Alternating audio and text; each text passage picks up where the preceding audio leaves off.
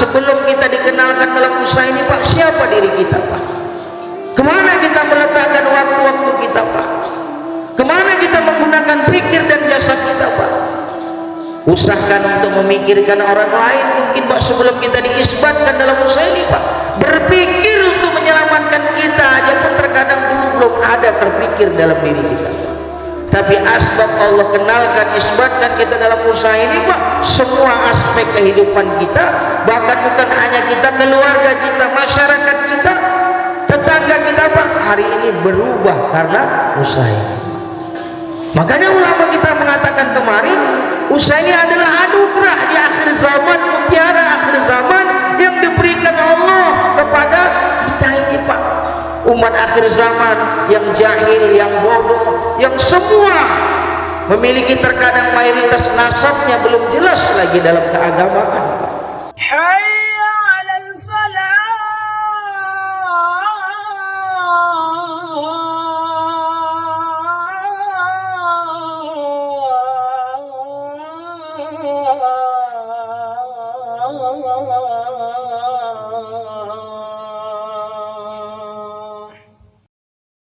Assalamualaikum warahmatullahi wabarakatuh.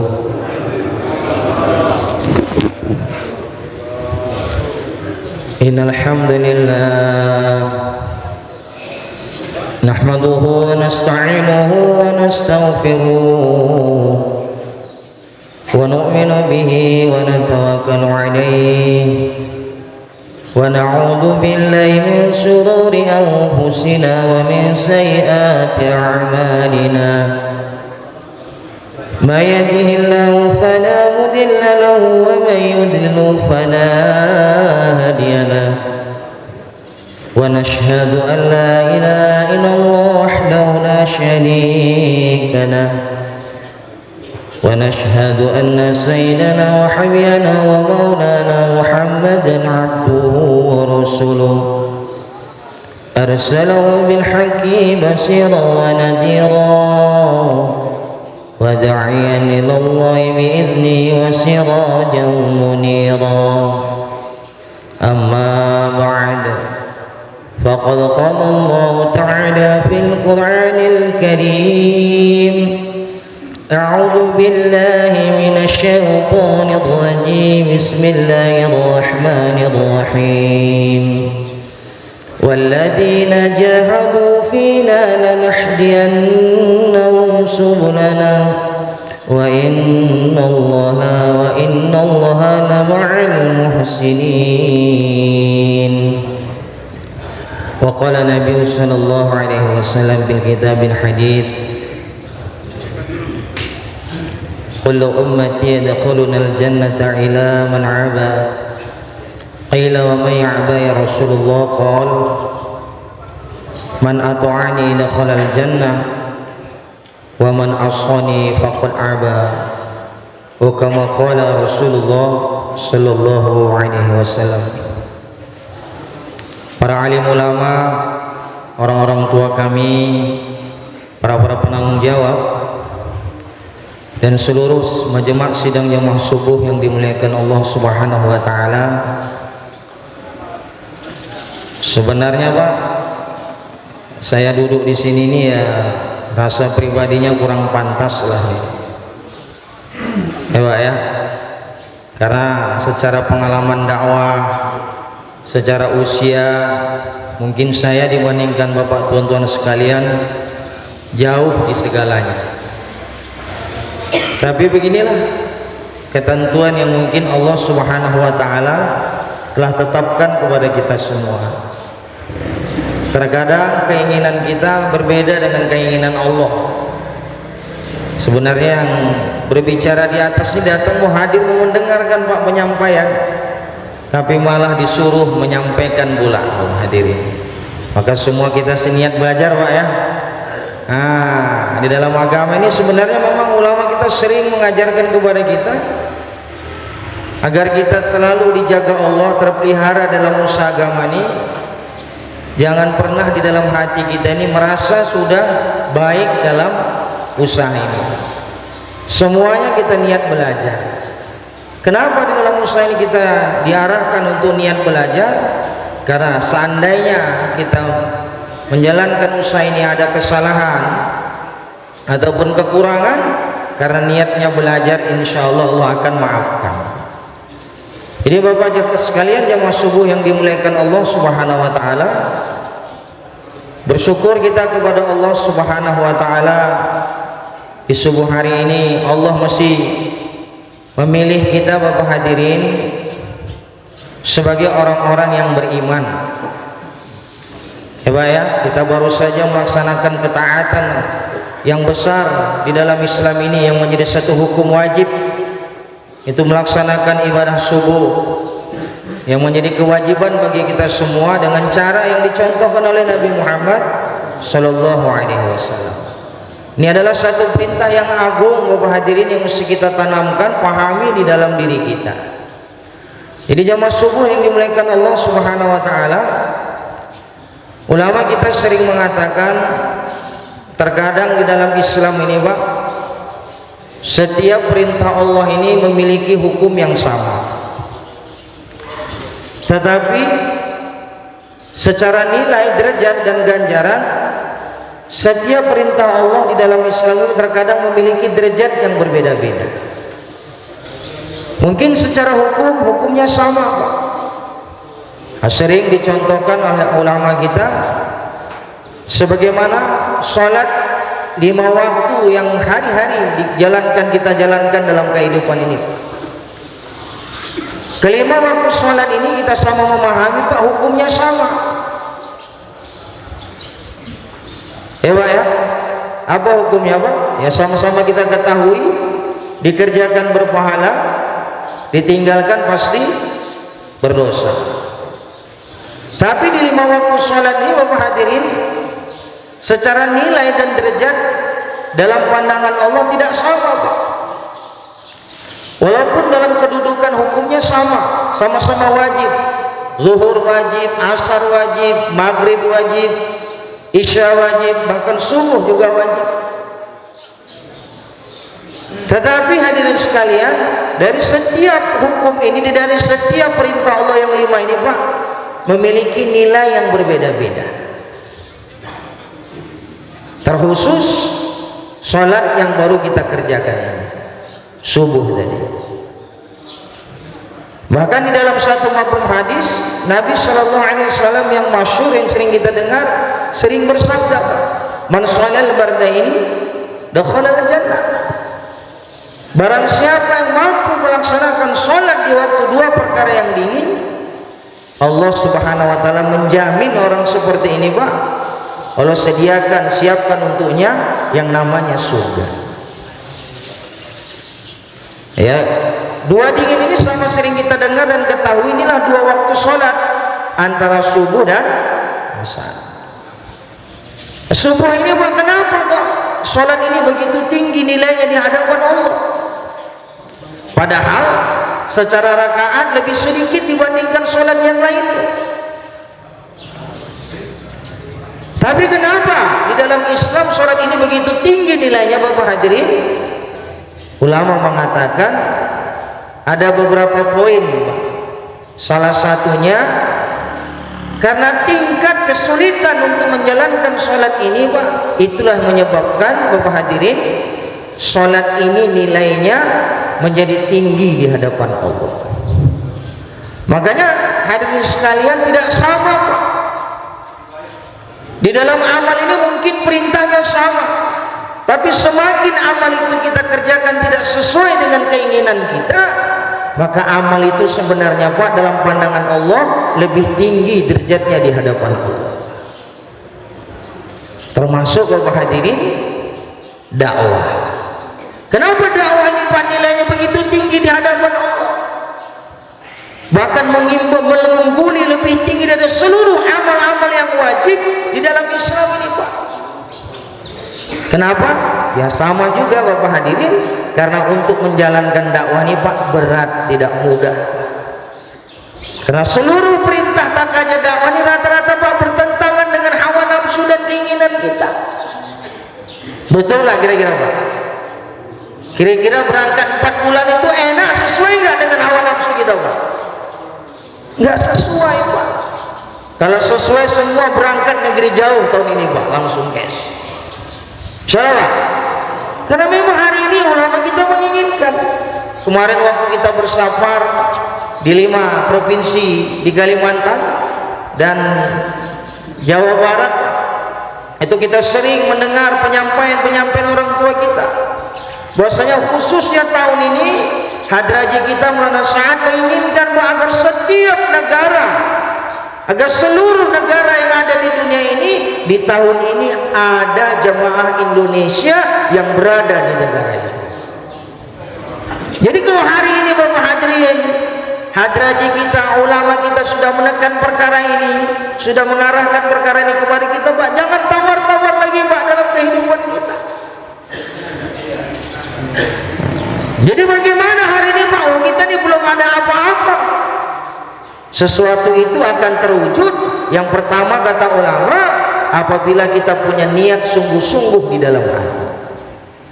Bagi Allah Subhanahu wa ta'ala memberangkatkan kita di dalam negeri dan keluar negeri sama saja Pak. Allah tidak berhajat dengan yang ada potensi yang ada di dalam diri kita. Untuk memberangkatkan kita 4 bulan di dalam negeri dan memberangkatkan 4 bulan di luar negeri sama Allah sama saja. Tapi hari ini Pak, kenapa sulit kali terkadang kita udah 20 tahun, 30 tahun, 10 tahun, 15 tahun terjun dalam medan dakwah, ikut dalam usaha dakwah, tapi terkadang Pak untuk berangkat 4 bulan ke negeri jauh pun sulit kali sebenarnya. Apa sebabnya Pak? Kata ulama yang pertama, karena sebenarnya niat di dalam hati kita ini kurang kuat dan kurang sungguh-sungguh. Satu orang pernah bertanya kepada Hadraji kita, wahai Maulana, kenapa saya sulit kali agar terpilih oleh Allah untuk berangkat 4 bulan di jalan Allah? Apa karena keduniaan saya yang memberati saya sehingga saya tidak bisa berangkat di jalan Allah? Hadraji kita mengatakan tidak. Sebenarnya apa penyebab kamu tidak terpilihnya, sulitnya kamu untuk terpilih berangkat di jalan Allah? Lama kita mengatakan, Hadraji mengatakan, karena niat di dalam hati kamu tidak sungguh-sungguh. Jadi apa tanda orang sungguh-sungguh Pak? Tanda orang yang sungguh-sungguh dalam niatnya, dia berani mengorbankan apa yang ada di dalam dirinya Pak. Ini kita mau berangkat negeri jauh, niatnya berangkat negeri jauh Pak. Tapi benda-benda yang ada nggak mau disyahidkan Pak. Ya kan? 20 tahun, 30 tahun, 15 tahun buat dakwah, niat terus negeri jauh, tapi berangkat enggak juga. Giliran ditanya, kapan Pak siap berangkat? Insya Allah siap berangkat. Gimana persiapannya Pak? Alah, paspor masih mati. Tabakur sudah masuk Pak? Belum lagi. Ini kata ulama Pak, ini niat main-main namanya. Kalau kita sungguh-sungguh dalam niat kita, apa buktinya? Kita berani mengorbankan apa yang ada. Konsepnya begitu Pak, korbankan apa yang ada, nanti Allah datangkan yang tidak ada kepada kita Pak. Tapi kalau kita nggak berani korbankan apa yang ada Pak, yang ada pun nanti habis akhirnya, tapi bukan untuk agama, ujung-ujungnya untuk dunia. Pak ya, 20 juta, 15 juta, nggak sanggup seterta pakut. Tiap tahun sanggup ganti motor baru, mobil baru, rumah baru, sofa baru, semuanya baru.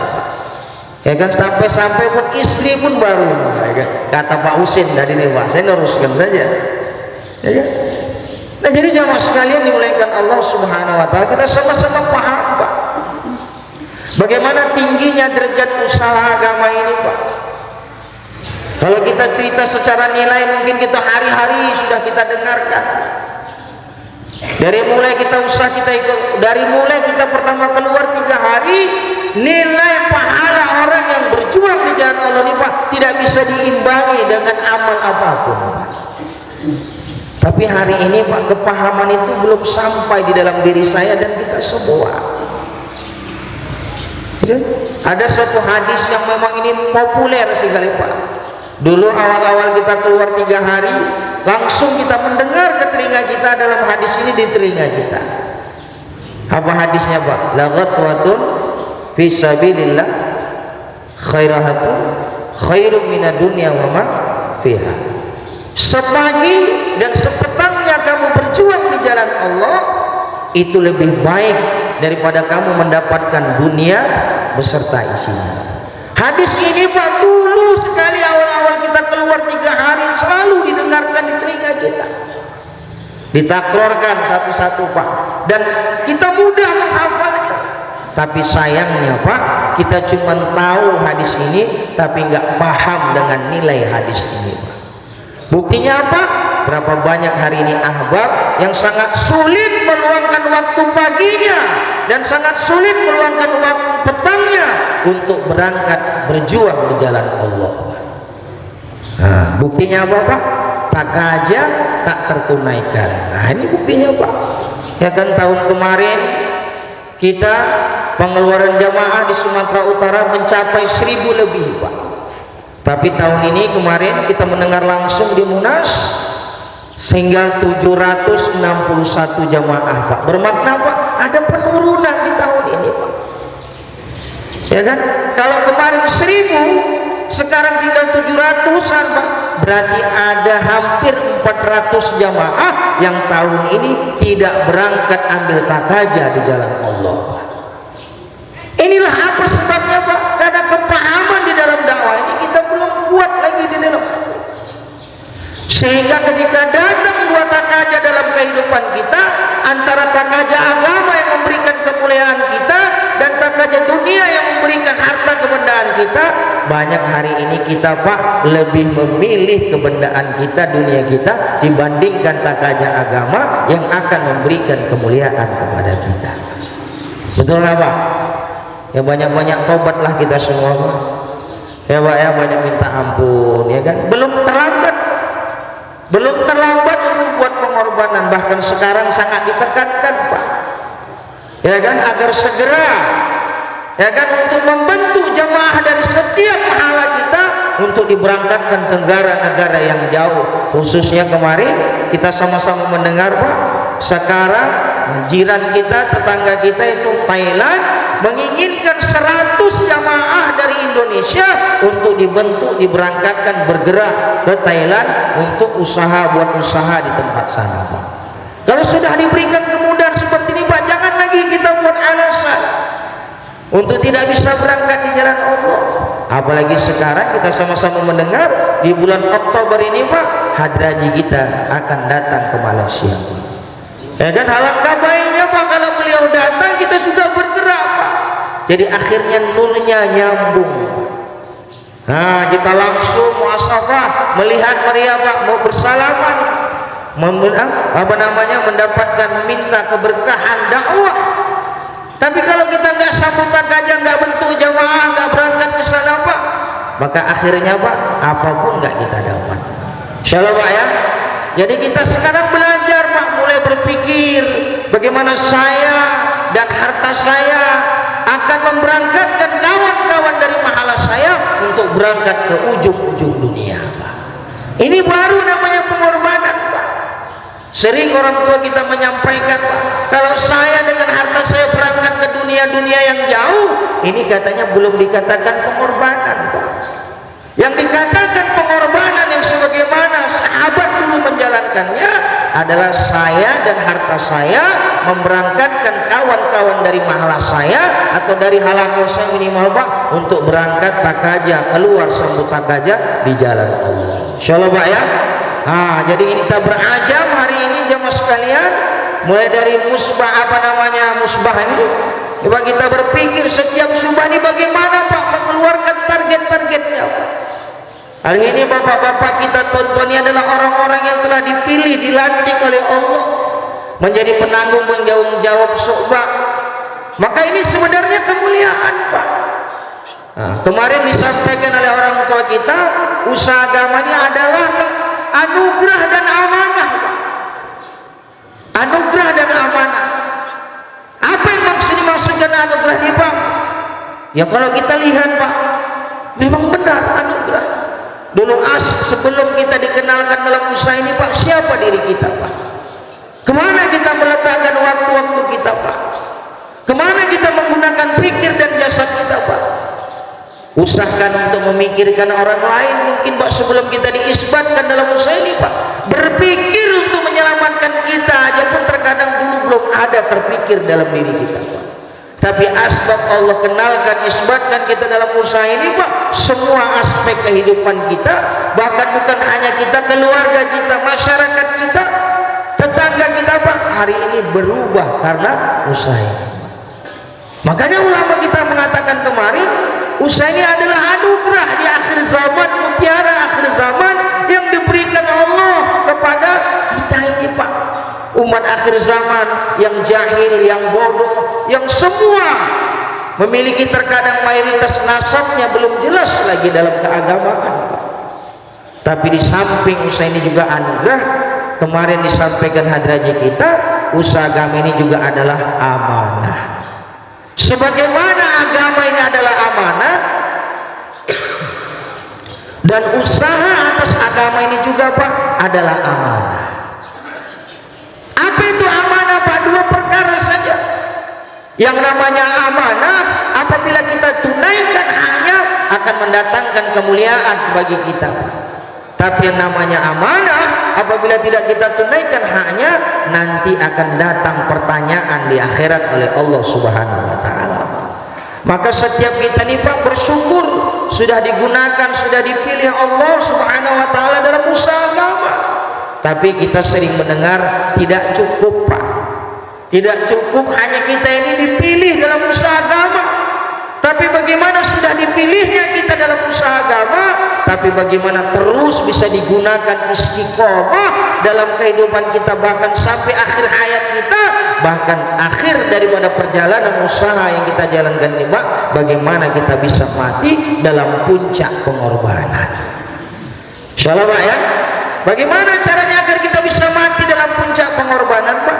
Banyakkan, sibukkan, habiskan waktu kita hari-hari untuk agama, hari-hari untuk dakwah. Karena kalau kita niat mau mati dalam puncak pengorbanan, tapi waktunya 24 jam habisnya untuk dunia saja, ini kata ulama Pak, niatnya bohong Pak. Nah, sedangkan kematian kita menurut kebiasaan kita masing-masing. Di mana kita banyakkan habiskan waktu kita, dan dalam keadaan apa? Kemungkinan besar kita mati dalam keadaan itu, kemungkinan kita mati dalam di tempat itu dan dalam keadaan itu. Maka sering kita sering mendengar Bapak hadir, habiskanlah waktumu untuk agama, kalau enggak waktumu juga akan habis tapi selain daripada agama. Habiskanlah hartamu untuk agama, kalau enggak hartamu juga akan habis tapi selain daripada agama. Maknanya Pak, kalau habisnya waktu kita, habisnya harta kita, habisnya tenaga kita, habisnya umur kita selain daripada agama, belum ada jaminan kita dapat kemuliaan nanti di hadapan Allah Pak. Maka untuk itu hari ini kita baru bermula Pak, ya kan? Nah kita nanti akan mendengarkan 2 hari ya Pak, acara puncak istimaiyat kita ini musbah ya kan, dan musda ya. Nah kalau bisa Pak, kita yang sudah datang ini jangan pulang sebelum akhir daripada istimewa kita.